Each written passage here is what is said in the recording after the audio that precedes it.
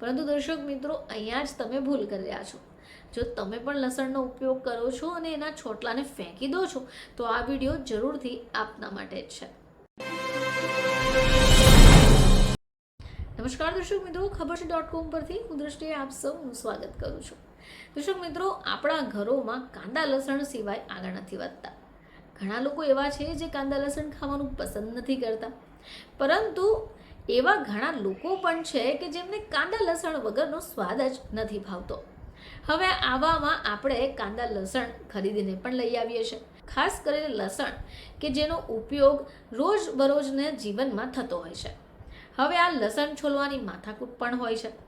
લસણ છોલવાનું આવે એટલે આપણને તો દાદી નાની યાદ આવી જાય. હવે તમે લસણ કઈ રીતે ફોલો? તમને એવું થશે કે આ કેવો પ્રશ્ન છે. લસણ સરળ રીતે પણ છોલી શકાય અને ઘણા બધા લોકો ચપ્પુની મદદથી પણ લસણને છોલતા હોય છે. હવે ઘણા લોકો આ લસણને છોલી કાઢશે, પછી એના છોટલાનું કરશે.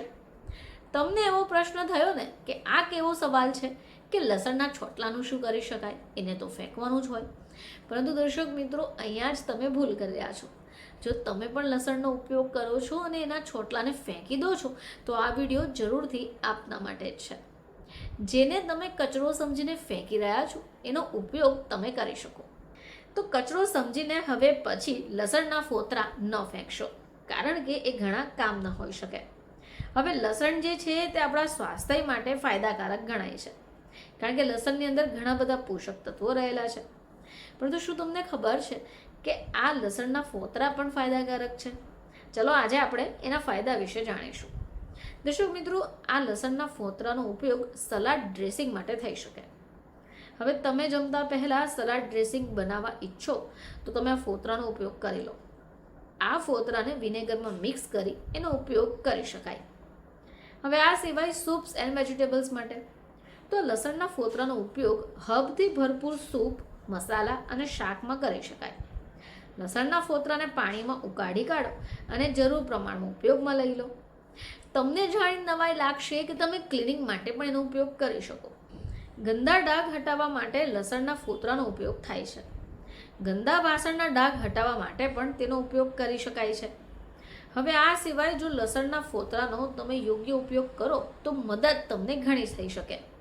લસણના ફોતરાનો ઉપયોગ તમે ખાતરની ગુણવત્તા વધારવા માટે પણ કરી શકો. હવે લસણના ફોતરાને જો તમે તેલમાં ઉકાળીને એનું તેલ બનાવો છો તો આ તેલ તમારી ત્વચા અને વાળ માટે ફાયદાકારક છે. હવે આ સિવાય તમને રિલીફ માટે પણ લસણના ફોતરા ઉપયોગી છે. લસણના ફોતરાને પાણીમાં ઉકાળી અને એ જો પાણીથી જો તમે પગ ધોવો છો તો તમારા પગના સોજામાં પણ રાહત મળી શકે. તો મિત્રો, આ લસણના ફોતરા આટલા બધા ઉપયોગી છે. હવે પછી ભૂલથી પણ આના ફોતરા ફેંકવાની ભૂલ ન કરતા. ફરીથી તમારી સમક્ષ હાજર થઈશું. ત્યાં સુધી જોતા રહેજો ખબર.com.